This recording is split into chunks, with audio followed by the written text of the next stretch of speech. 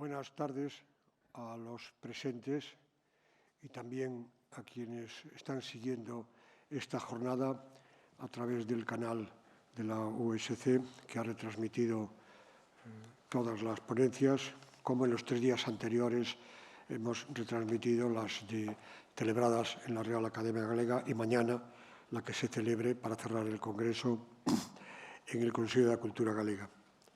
Esta mañana, en las palabras con las que presenté el acto, dije, y lo repito ahora, que para cerrar brillantemente esta jornada hemos invitado a uno de los maestros más prestigiosos y queridos de nuestra universidad, el profesor Alonso Montero, para que con su sabia palabra y reconocida autoridad, no solo filológica, sino ideológica, política y moral, nos hable de una de las novelas fundamentales de Emilia Pardo Bazán, La Tribuna. El título que el profesor Alonso Montero nos proporcionó para esta conferencia es el siguiente: Releyendo La Tribuna de Emilia Pardo Bazán, observaciones sociolingüísticas y algo más sobre las vidas de Amparo y de Chinto. Profesor Alonso Montero, bienvenido de nuevo a esta su casa y tiene la palabra. Señores organizadores deste congreso, señoras e señores, estou moi honrado de que, non sendo eu nin de lonxe unha persoa dedicada aos estudos da vida ou da obra de Emilia Pardo Bazán, se teña en conta o meu nome para facer unha intervención que eu non sei se será unha achega. Dito isto, e sin máis preámbulos, repito o título que acaba de dicir o meu vello amigo José Manuel González Herrán. Relendo La Tribuna de Emilia Pardo Bazán, observacións sociolingüísticas e algo máis sobre as vidas de Amparo e de Chinto.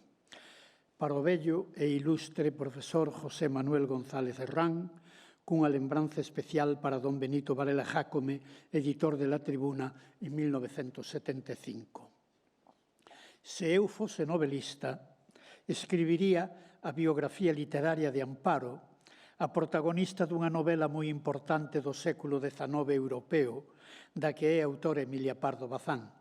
Xa foi escrita en 1882 por esta gran narradora e figura en non poucas páxinas de La Tribuna, onde o sustantivo do título, por certo, non fai referencia a un pedestal, e si á persoa, muller, que fala desde ese púlpito civil de asuntos políticos habitualmente con paixón tribunicia.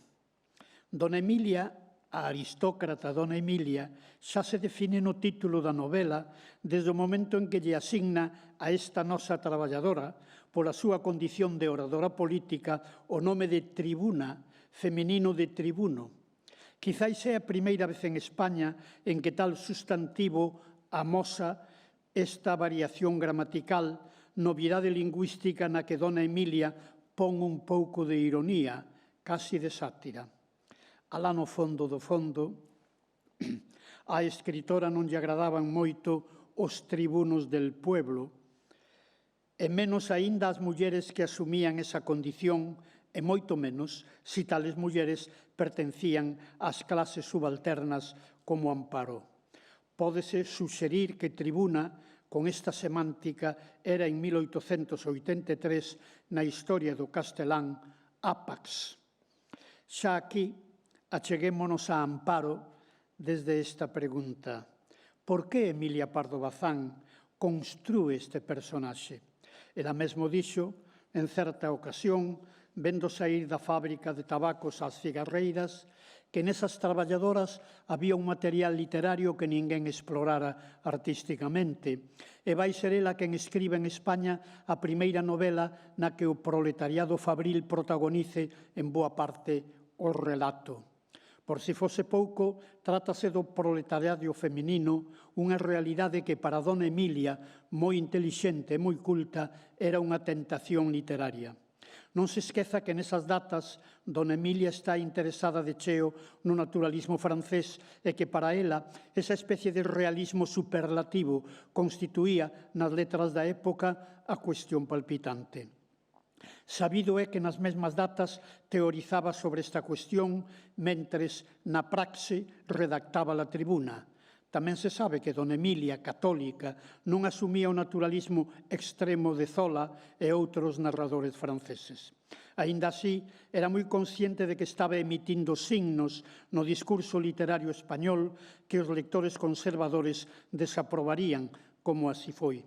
Se fose home, se fose varón, quizáis tivese mellor acollida, pero dona Emilia Pardo Bazán, escritora valente e arriscada, comportábase como un home, por moito que estes, os varóns, lle negasen un posto na academia ou trivializasen a súa cátedra universitaria de literaturas neolatinas. Rebus sic stantibus, que sabemos de Amparo? Vostedes teñen moi claro o que nos conta a súa biógrafa, Emilia Pardo Bazán, no seu relato de 1882 e publicado o ano seguinte. En realidade, eu farei 139 anos despois, unha lectura da novela, por tanto, unha lectura das vidas de Amparo e de Chinto como mutatis mutandis fixo don Miguel de Unamuno en 1905, dos protagonistas do Quixote en vida de Don Quijote e Sancho, libro que algúns de vostedes quizáis leron antes da gran novela cervantina, publicada 300 anos antes, a comenzos do 17. Se me permiten, neste meu relato, en que me asomo á vida de Amparo e a de Chinto, cando escriba a autora, refírome a Emilia Pardo Bazán, que foi quen creou, contou e comentou a biografía de Chinto e a de Amparo, biografías que eu, se me dan licencia, contarei e comentarei o meu xeito, partindo sempre das páxinas de La Tribuna que lín por terceira vez neste mes de outubro. Pola autora, temos noticias de que Amparo, de 13 anos, nacera en Marineda, a Coruña, en 1854. Está moi claro nun traballo de González Serrán. Nacera e vivía na periferia da cidade, nun arrabalde, nun barrio de xentes pobres. Ela e seus pais non pasaran, a todo agora, 1867, importantes privacións, pois el, Rosendo, era barquilleiro e ela, sen nome, fora durante 30 anos cigarreira na fábrica de tabacos. Nesta altura, a nai está tolleita no leito e o señor Rosendo, que vai indo vello e canso, exerce o oficio de barquilleiro no que lle axuda aquela mozota, aquela adolescente que é moi amiga de pasear as rúas e falar coa xente, un xeito de sair do ambiente sórdido da casa. Amparo de nena foi á escola non moito tempo, pero dabondo para leer moi bien e escribir regular. Ata aquí, con outros e mellores matices, a autora. Nos 4 primeiros capítulos, os 3 membros da familia falan en castelán, moi lacónicos a nai e o pai, moito menos a filla. O lector destes capítulos iniciais quedará perplexo, mesmo abrallado, se lembra estas palabras da autora no prólogo da novela.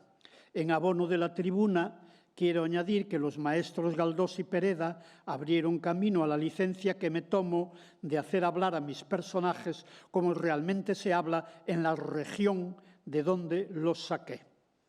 Porque cal era a fala real de Amparo e seus pais, nados estes alrededor de 1820 e aquela en 1854, 3 anos despois de Dona Emilia? Na periferia da Coruña, naquel universo social, aínda con evidentes trazos do mundo rural, a lingua da comunidade, desa comunidade, era o galego, sen dúbida con algúns, non moitos, castelanismos. Outra cousa é que as persoas intelixentes e avispadas, como Amparo, soubesen e estivesen en condicións de falaren aceptablemente o castelán. No caso da nosa heroína, un castelán cultivado, non exento de rechamante retórica aprendida nos panfletos e nos periódicos. As persoas menos lidas que Amparo abondáballes cun pouco de escola e de asistir aos oficios religiosos para tatexar un pouco de castelán e, en certos casos, mesmo unha amiguiña de latín. Agora ben, a lingua do barrio de Amparo era o galego. En efecto, co que hoxe sabemos de historia e de sociolingüística, non nos imaginamos o señor Rosendo e os do seu igual naquelas datas conversando na porta da casa, na taberna ou no adro da igrexa en castelán. E Amparo, a filla. Amparo podía ser, na socioloxía daquel arrabalde, un caso especial, unha tránsfuga idiomática, mas, se o foi, a autora non considerou pertinente reparar nesta peculiaridade. Para a autora, Amparo empregaba o castelán no fogar, cos seus pais, e na rúa, e non sabemos se nela respondía a un afán de distinción que non imaginamos nos seus pais. Debo recoñecer que sobre este aspecto a autora non nos deixou pistas. Creo que compre recordar aquí a observación sociolingüística que fixo Castelao 6 décadas despois. O galego somente refugado polos señoritos ou por traballadores que quixeran ser señoritos. Que Amparo emprego castelán e mesmo o recotrolee ante os dirixentes federalistas da Unión Cantábrica é algo que comprendemos ben, como comprendemos que arenguen ese idioma as cigarreiras na fábrica, pois non era concibible daquela, nin para ela, nin para as destinatarias, que os discursos, construcións cultas, sistemáticamente proferidos por homes cultos, fosen formulados en lingua B, na lingua dos zocos e das alpargatas. Aí, nese tipo de discursos, Amparo defendíase ben, moi ben, e sempre con éxito oratorio. O castelán era a lingua dos periódicos que están na base da súa formación política, entre eles La Soberanía Nacional, rotativo que lles lía o barbeiro do barrio e os seus siareiros. Non é difícil supoñer que Amparo lía tales páxinas engallolada, dobremente engallolada, fascinada polas palabras emancipadoras e seducida por seren, asemade, nalgúna medida, divinas palabras, ou sexa, palabras dun idioma nobre, dun idioma da xente culta e tamén do idioma dos ricos, si ben nesta ocasión ao servizo da causa dos pobres.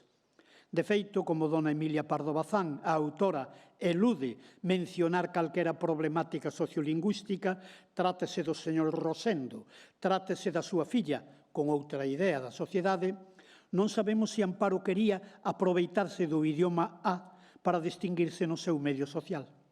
A min cústame moito traballo pensar que Amparo, entre as paredes do seu fogar, falase en castelán cos seus pais. Outra cousa sería fora da casa, onde non me é difícil imaginar a Amparo emitindo signos distintos. Non esquezamos que non era unha rapaza do común no seu barrio.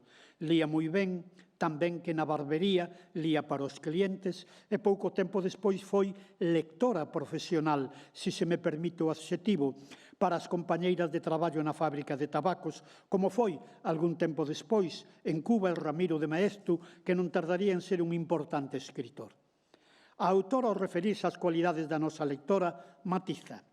Declamaba, más bien que leía, con fuego y expresión, subrayando los pasajes que merecían subrayarse, realzando las palabras de letra bastardilla, añadiendo la mímica necesaria cuando lo requería el caso y comenzando con lentitud y misterio y en voz contenida los párrafos importantes para subir la ansiedad al grado eminente y arrancar involuntarios estremecimientos de entusiasmo al auditorio cuando adoptaba entonación más rápida y vibrante a cada paso. O parágrafo, ateigado de gabanzas para as súas virtudes oratorias, non carece de descualificacións para a persoa de Amparo. En ese parágrafo onde Emilia Pardo Bazán caracteriza a súa alma de impresionable e superficial, e onde afirma que era inquebrantable a súa fe na prensa, pero que ignoraba como se facía un periódico. En esas páxinas onde recoñece o ben que fala, un pico de oro, pero que ás veces empregaba palabras e hasta frases enteras cuyo sentido exacto non le era patente e outras las trabucaba. Parece mentira nunha muller tan culta e tan intelixente que non recorde, por exemplo, o capítulo 11 da primeira parte do Quixote, en que fala da idade o cabaleiro da idade dourada, os cabreiros analfabetos, e os cabreiros quedan embobados e suspensos, non porque entenderan a letra do discurso, porque entenderon a música. Como a música moral e política dos textos que di a Pardo Bazán, que Amparo non comprendía. Esa música sí que a comprendía, porque era a música da loita contra a injustiza, porque era a música da emancipación social, etc., etc., etc. Penso que a autora é certamente, como noutros textos, belixerante con Amparo, coa oradora e coa lectora.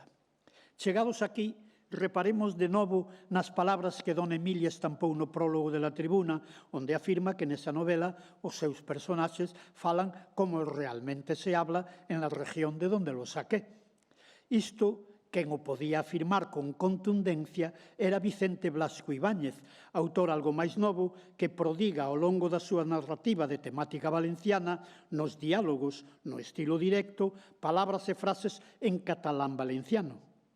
Dona Emilia, como teremos ocasión de ver, estaba bastante lonxe desta praxe idiomática. Xa o apuntou hai moito tempo César Barja, quen referíndose a este aspecto sinalou que a escritora galega estaba máis preto do pintoresquismo costumista que da documentación naturalista. Xa hai bastantes anos que Marina Mayoral, na súa edición de Los Pazos de Ulloa, fixo unha breve incursión na lingua dos diálogos populares, diálogos en que batemos un pouco extrañados con expresións como la carrerita de un can, traducción literal do frasema do país, a carreiriña dun can. Volvéndomos á La Tribuna, a autora é máis consecuente co afirmado no prólogo cun personaxe non galego, cun andaluz que é activista da religión protestante, capaz de dicir: yo les ruego reflexionen sobre el contenido de estos impreso, señoras mías, ou mi intenciones que son darle a conocer a doctrina de Jesús, nuestro Salvador. Supoño que en algún trazo Manuel Alvar e os seus colaboradores do Atlas Lingüístico de Andalucía non estarían moi de acordo. En calquera caso, aínda tratándose dun andaluz un pouco folclórico, nestes textos está máis presente a realidade lingüística non castelá que nos diálogos populares entre galegos. Voltemos agora a Amparo, e non só a Amparo que fala, que lé e que arenga. Para a autora, Amparo é unha muller, unha mociña, dun extraordinario atractivo físico, atractivo matizado e acentuado por esas sensacións que transmiten as mozas novas de clase popular cando nelas percibimos o aquel da súa intelixencia, da súa peculiar cultura e da conciencia das súas prendas. Amparo era moi consciente do que valía, razón pola cal aspiraba, pola vía do matrimonio, a fuxir da miseria e sordidez do seu fogar, da pobreza e monotonía do barrio e tamén do durísimo traballo da fábrica. Ela estaba convencida do seu poderío sexual, do que era un pregoeiro constante o capitán Enrique Borrén, sempre a chufar os encantos físicos da cigarreira diante do seu amigo, o tenente Baltasar Sobrado.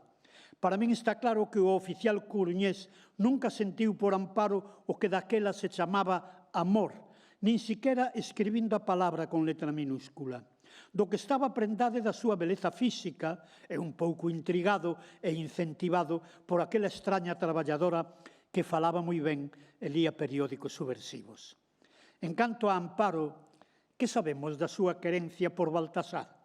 A autora nunca nos transmitiu os diálogos máis ou menos íntimos entre eles, quizáis porque non os houbo. Foi unha relación un pouco ás escondidas na que Baltasar, per se, nunca proferiu palabras de verdadeiro namorado. Para ela, o tenente Baltasar Sobrado, que era bo mozo e de moi xentil figura co uniforme, constituía a posibilidade de fuxir do seu detestado estatus social. Animada polas súas embriagantes lecturas, aferrábase á idea de que vivía nun tempo en que as xentes eran iguais. Idea que o tenente, movido por outro obxectivo na relación, recoñecía estando con ela de boca para fora. Reparemos con atención na escena previa á súa entrega, á súa caída, diría un moralista da época. Nela, Amparo non lle exixe a Baltasar unha afervoada declaración de amor, probablemente porque sabe ou intúe que non existe tal paixón. O tenente, incapaz de facer unha declaración amorosa, nin sequera retórica, instado por ela, exixido por ela, fai un xuramento polo seu honor e por Deus de que casarán, e mesmo recorrendo á cartilla política da propia Amparo, aquel señorito coruñés de fins do século XIX é capaz de aducir que hoy non hai clases. Baltasar non ignora que está a punto de saborear o froito que ven procurando desde hai meses, un froito polo que está disposto naquela situación a todo, mesmo a ser perxuro, horrible blasfemia, palabras da autora, o que fixo tremer un pouco os seus labios. Reiterados os xuramentos, a autora dedica 4 liñas ao acto que o señorito Baltasar Sobrado viña programando desde había tempo, acto que, sen dúbida, era cobizado por Amparo, malia os temores que a mortificaban. Insisto, só 4 liñas xusto ao final do capítulo 31, titulado Palabra de casamiento. Así pois, que ninguén agarde, despois dos rexuramentos, o relato dun episodio gobernado por Cupido e descrito con máis ou menos detalles por unha Venus lectora de Zola. A autora dona Emilia nestes asuntos é pouco francesa, moi pouco naturalista. Agora ben, cando se ten talento, pode resolverse a escena con estas 4 liñas que lembran e preludian as formulacións literarias de García Lorca. Son estas. Iba acabando de cerrar la noche y un cuarto de amorosa luna hendía como un alfanje de plata los acumulados nubarrones. Por el camino real, mudo y sombrío, no pasaba nadie. Ese alfanje de plata parece arrincado do romancero gitano de Federico. A Amparo hai que entendela tamén e moi especialmente en función dun personaxe que a autora describe cunha morea de descualificativos. Chámase Chinto, hipocorístico de Jacinto, e aparece por primeira vez na novela no capítulo 6 titulado Cigarros puros. Chinto vai estar moi presente en varios capítulos, nomeadamente no derradeiro, o 38, moi presente na biografía de Amparo e moi presente na concepción e na estrategia da novela. Chinto, como Lázaro de Tormes, era fillo dunha lavandeira das cercanías, pero nacera nun lugar que a autora denomina as Rías Saladas, curioso topónimo literario que apunta a unha zona moi ruda de Galicia onde se falaba o galego enxebre, o galego puro daquel tempo. Non o digo eu, digo a autora con menos explicitude que a min, por su puro dialecto de las Rías Saladas que provocaba la hilaridad de aquella urbana reunión. A urbana reunión, señoras e señores, non estaba constituída por señoras ou señores da xente ben da Coruña, que só coñecían o galego acastrapado das súas criadas e mandadeiras, o galego pouco puro. Constituíana o barbeiro do barrio, a súa tía Carmela, a señora Pepa, parteira, e a propia Amparo, todos eles, sen dúbida ninguna, falantes de galego, que era a lingua daquela da súa nación sociolóxica, aínda que a autora nos presente sempre como castelán falantes. Na novela, Chinto provoca as gargalladas de persoas que, polo feito de escachárense de risa ante o galego puro de Chinto, proclaman a súa condición de desclasados, de persoas que ven no idioma que non é o seu un signo de señorío. Aquí viría ben lembrar de novo as palabras de Castelao escritas 6 décadas despois. O galego somente refugado polos señoritos ou por traballadores que quixeran ser señoritos. Nesta escena, en que xente pobre se divirte á conta dun conxénere máis pobre ou máis indefenso, humillando, hai unha persoa na que compre reparar, a señora Carmela, la única que le hablou humanamente. E non só ten este xesto humanitario con el, senón que actúa ante as súas demandas lingüísticas de traductora, o que a autora formula deste xeito lacónico, e le dijo el nombre de 2 ou 3 cosas que él preguntaba sin lograr máis respuesta que bromas e embustes. Aquel rústico, aquel aldeán, non só estaba ante un código lingüístico descoñecido ou escasísimamente coñecido, estaba tamén ante unha cultura insospeitada na que existían obxetos e artefactos dos que ignoraba o nome. As outras 3 persoas responderon de xeito moi distinto. Así que todos manducaron a su sabor, echaron las sobras revueltas en un plato como para un perro y se las dieron al paisanillo, que se acostó ahito roncando formidablemente hasta el otro día. Chinto, aprendiz de barquilleiro na casa do señor Rosendo, extraña a aldea. E con moita razón, pois a cidade recibirou de xeito brutal. Eran as señardades pola matria da infancia e da adolescencia, onde, ademais de serenlle familiares os códigos culturais, era como persoa respetado. Conto a autora, sin algún destes matices, no inicio do capítulo 7, e conta tamén que Amparo acababa de entrar, de alguna maneira, na vida íntima de Chinto, o Chinto que viña de mercar uns melocotóns para regalarlos cando saíse da fábrica. A reacción dela foi cortante, rexeita co insulto de majadero. E é aquí, no final deste capítulo 7, onde oímos falar por primeira vez a Chinto. Xa fala en castelán, se ven con 2 galeguismos, un máis ou menos esperable, compaña por compañía, e o outro un aparente adverbio de lugar, allí. Traducción do galego alí, que no principio dunha frase indica que un se quere expresar con certa vaguedade, tal como nos lo explica don Eladio Rodríguez González no seu dicionario.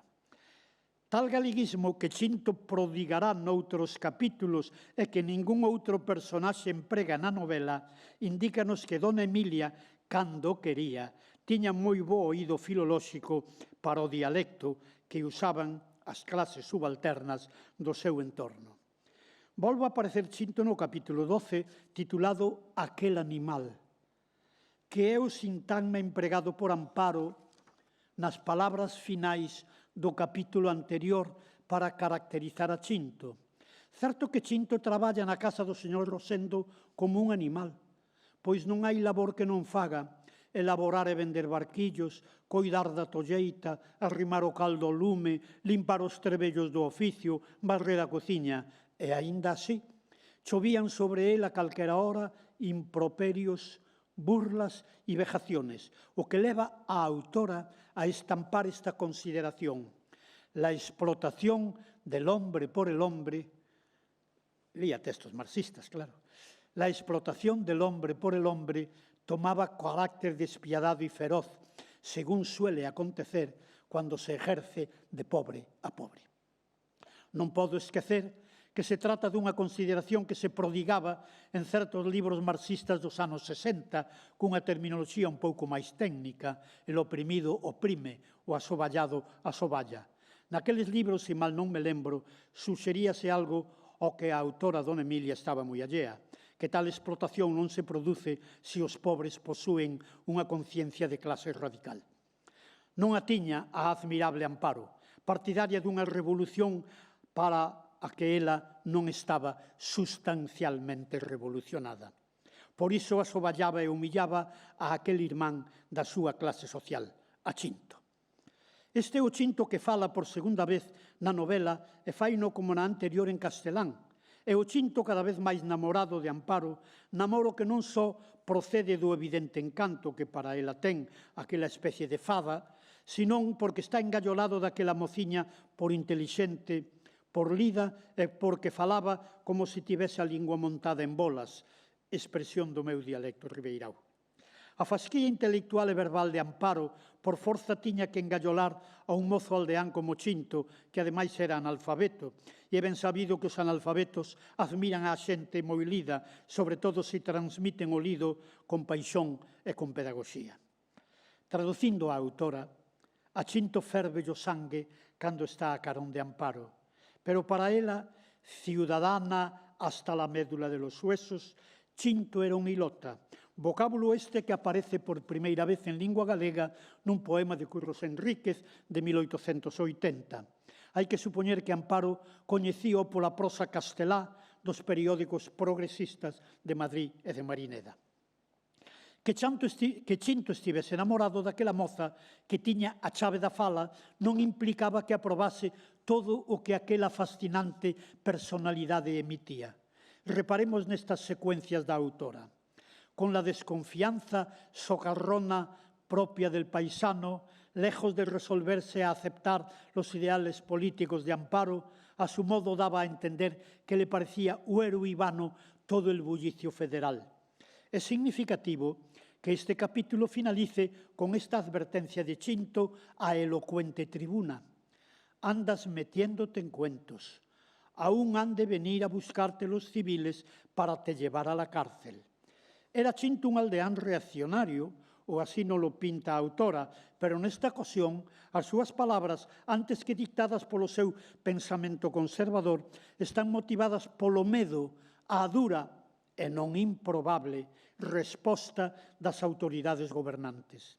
Por outra parte, o castelán de Chinto é xa notable, se facemos caso omiso deste pronome átono te llevar fora de sitio.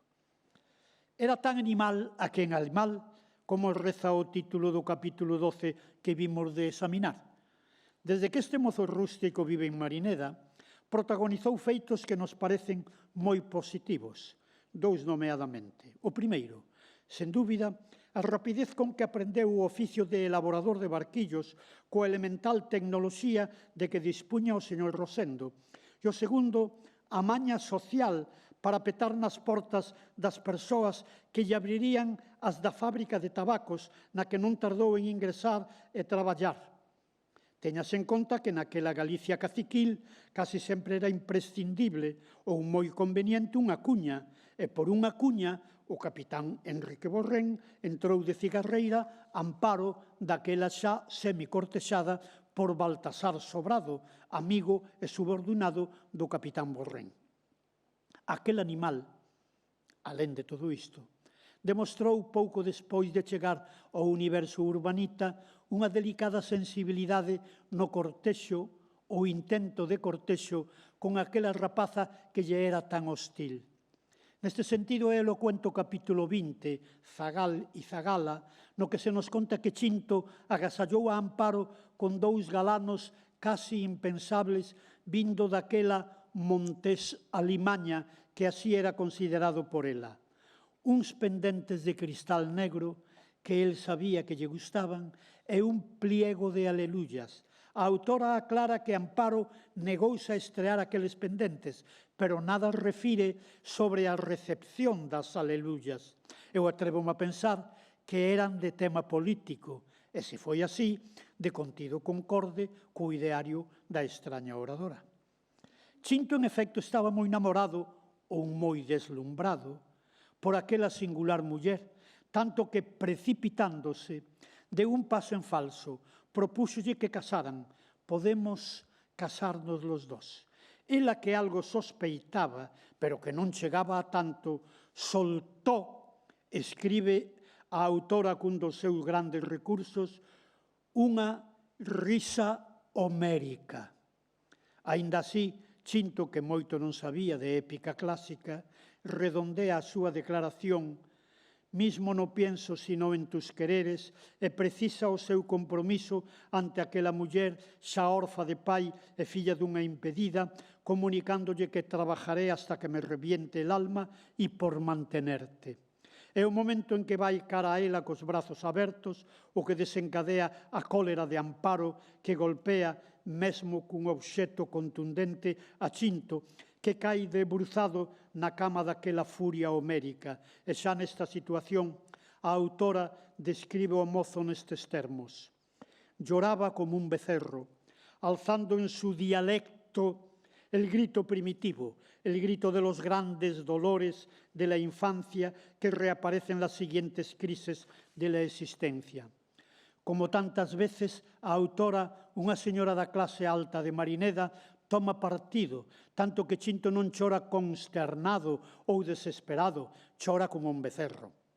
E acto seguido comunícanos por segunda vez na novela que o nativo de Rías Saladas saelle natural e potente o dialecto, ese dialecto, a lingua da infancia que comparece na vida dos seres humanos en situacións de máxima conmoción. Algo semellante, penso eu, lle ocorrera a Erasmo de Róterdam, usuario habitual do latín, co seu holandés natal no transo da morte en 1536. O sorprendente, señoras e señores, é que a autora, despois desta sagaz observación, pon na boca do atribulado Chinto esta exclamación: «Madre mía, madre mía». Logo a furiosa Amparo foi para a fábrica e o coitado Chinto a vender os barquillos do día.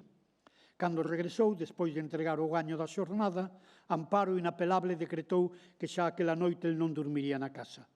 Nin a nai a disuadiu, recordándolle que lle debían cartos. Chinto, antes de sair, pateou con carraxe os terbellos da barquillería. Tamén o namorado tiña o seu xenio. Non tardou o despedido en ingresar na fábrica, que non só acollía a cigarreiras. Había para traballos moi especiais e duros un grupo de homes, entre eles Chinto, que foi destinado ao taller da picadura, obradoiro casi dantesco, só apto para traballadores moi esforzados. Deste xeito, por outra parte, Chinto podía coincidir a saída da xornada con Amparo, que por primeira vez na novela, estamos no capítulo 21, se mostra unha amiguiña humana con aquel animal. Mesmo chega a dicir un día en que visita o seu taller con bondadoso acento: «Estás sudando como un toro». Vai ser algo despois, no capítulo 32, cando Chinto volva, se ven de visita á casa de Amparo. Ali parola coa nai, cómplice nas súas pretensións matrimoniais, bota unha man nas tarefas da casa e mesmo se desprende de algúns aforros para atender certas necesidades daquela muller impedida. O final é ben coñecido e o talento da autora brilla dun xeito especial en certas escenas deses capítulos, o 36, 37 e 38. Titulas o derradeiro «Por fin llegó», que fai referencia á chegada da República tan cobizada desde había anos pola propia Amparo, que acaba de ter o seu fillo de solteira xusto no intre en que unhas 20 ou 30 traballadoras da fábrica pasaban por diante da súa casa berrando «Viva la República Federal». Atrévome a suxerir que era a homenaxe da autora de Dona Emilia Pardo Bazán á tribuna, a apaixonada oradora daquela causa. Ben entendido que esa homenaxe foi ideada e escrita por Dona Emilia 8 anos despois do fracaso do réxime republicano, do que a autora era moi pouco devota. Pero nós aínda non chegamos ao final. É no derradeiro capítulo onde Chinto protagoniza a última proeza que coñecemos.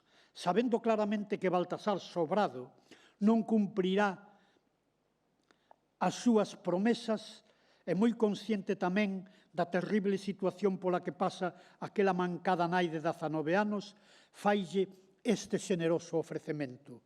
«Mujer, oyes, mujer», pronunció con voz que quería ser suave y que solo lograba ensordecer.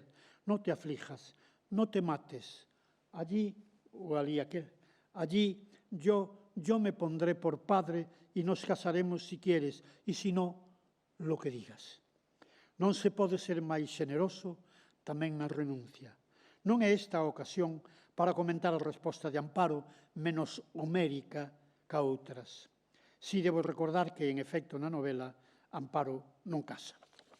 Non podemos finalizar aquí, pois existe unha novela da autora posterior á La Tribuna, Memoria de un solterón, de 1896, na que Baltasar, o señorito decimonónico, viúvo, é recordado amplamente pola escritora. Contase nela un episodio abrallante. O fillo de Amparo, nesta altura un mozo feito dereito, de oficio tipógrafo, ten certa sona como sindicalista, tanto que é coñecido como el compañero Sobrado. Conta a nova novela que este mozo socialista abordou un día a seu pai na súa casa nestes abracadabrantes termos. He decidido, quiero, no se asuste, no se levante, señor de Sobrado, que repito que no trato de hacerle ahora mal alguno. He decidido que en el plazo improrrogable de 3 días, contados desde este de hoy a las 12 de la mañana, se casa usted con mi madre públicamente, legitimándome a mí al mismo tiempo. Feita esta presentación, aquel sindicalista de pouco máis de 20 anos comunícalle que, de non celebrarse a boda nos termos expostos e impostos, tan cierto como que su hijo de usted soy, le mataré y me mataré enseguida. Conta a autora que o señorito Baltasar Sobrado e Amparo, nesta altura, a señora Amparo, casaron. Eu non sei que opinaría deste feito protagonizado polo compañeiro Sobrado, un tipógrafo e sindicalista xa con moita sona nesas datas, o compañeiro Pablo Iglesias. Pero vese que Emilia Pardo Bazán seguía desacougada ante a figura de Amparo, a que termina casando como si, con esta boda serodia, al resarcise, sin percibir que a Amparo de 40 e tantos anos é outra. De feito, a autora non reparou moito naquela muller que, nai solteira, traballou máis de 20 anos na fábrica, onde foi respetada como traballadora e como nai, e teño a sospeita de que dona Emilia non a consultou para propoñerlle o extraño casamento que se debeu a unha arroutada pouco socialista do compañeiro Sobrado. Fose como fose. O que está claro é que Amparo, como un verme censorio, seguiu bulindo no maxín de dona Emilia durante máis de 20 anos. Esa é a razón pola que retoma o personaxe nunha novela bastante posterior, que non foi a única, pois hai un relato de 1894, Doña Gloria, no que son evocados brevemente un militar Tenorio e a fermosa cigarreira. Mas o certo é que algúns estudosos da obra de dona Emilia, non sei se o saben aquí os pardo-bazanistas, saben algo máis sobre Amparo e tamén sobre Chinto, a quen a señora Pardo Bazán esqueceu totalmente. Algún destes estudosos posúe documentos que non tardarán en ser exhumados e examinados, documentos que nos ofrecen un relato moi distinto ao contado pola autora de Doña Gloria e Memorias de un solterón. En tales narracións, Memoria dun solterón, Doña Gloria, temos noticia, en tales narracións nunca comparece a voz de Chinto. Por eses documentos temos noticia de que Chinto, pouco despois de 1873, contraeu na fábrica tan inhóspita unha extraña doenza tan forte que perdeu o traballo. Súa nai, a lavandeira, e 2 irmás delas solteiras coidaron a Chinto alá naquela aldea de Rías Saladas durante anos. Pois ben, eses documentos revelan que Amparo, nos poucos días non laborables da fábrica, visitaba 3 ou 4 veces ao ano a aquel home que ia esmorecendo en gordiño, adverbio moi de novoneira. Chinto, cando chegaba ela, ollecía un pouco. Amparo leváballe coas historias da fábrica unha cestiña de laranxas, froita pola que Chinto sempre debeceu. Pasaban horas e horas falando e parolando como vellos amigos, sempre en dialecto, sempre en galego. A Chinto, malia estar tan frouxo e esgumiado, iluminábaselle a cara. Ás veces Amparo collíalle as mans, agarimábaas coas súas e quedaban calados tempo e tempo. Tamén lle contaba como ia medrando o rapaz que xa traballaba nunha imprenta de Marineda, onde era moi considerado polos outros traballadores e tamén no vello barrio onde vivía coa nai. Nunha das visitas, Chinto, despois de comer 2 ou 3 laranxas, bebeu medio vaso dun viño tostado que Amparo mercara para el como bebida reconstituinte. Foi nese momento, quizáis unha amiguiña chispo, cando lle preguntou: Amparo, cando vai vir a Segunda República? Perdiñas.